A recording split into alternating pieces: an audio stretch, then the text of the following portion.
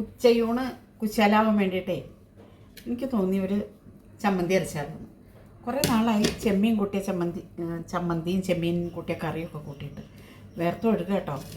അപ്പോൾ അതിലേക്ക് ഞാനൊരു 50 ഗ്രാം ചെമ്മീൻ, ഒരു 3-4 വറ്റൽമുളകും, ഒരു 5-6 കൊച്ചുള്ളിയും, പിന്നെ ആവശ്യത്തിന് തേങ്ങയും മറ്റേ നമ്മുടെ വാളംപുളിയും ചേർത്ത് നമുക്ക് ചമ്മന്തി അരയ്ക്കാം കേട്ടോ.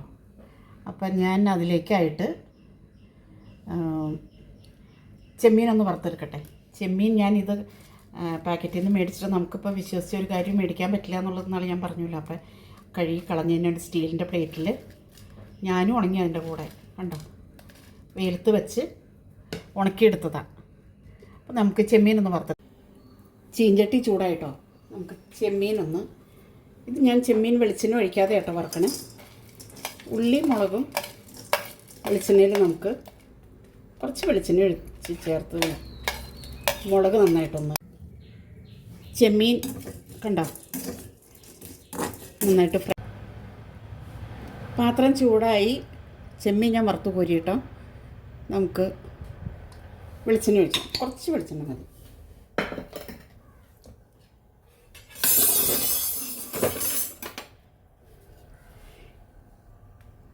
അതിലേക്ക് നമുക്ക് മുളക് ഇട്ട് കൊടുക്കാം കേട്ടോ. ഒരു 6 മുളക്.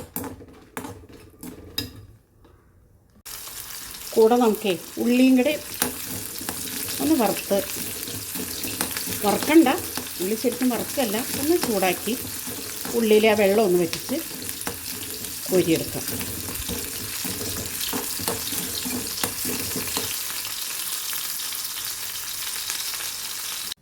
നമുക്ക് മിക്സിയുടെ ജാറിലേക്ക് വറുത്ത് വെച്ച ഉള്ളി, മുളക്,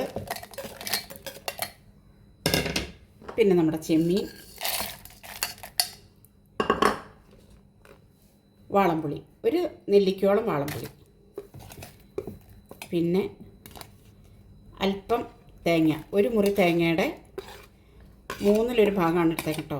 ഒരു മുറിയുടെ 1/3 ഭാഗം, കാരണം ചെമ്മീൻ കുറച്ചുള്ളൂ. പിന്നെ ആവശ്യത്തിന് ഉപ്പും ചേർത്ത് നമുക്കൊന്ന് അരച്ചെടുക്കാം. നല്ല ടേസ്റ്റിലൊരു ചെമ്മീൻ ചമ്മന്തി ഇവിടെ റെഡിയായി കണ്ടോ.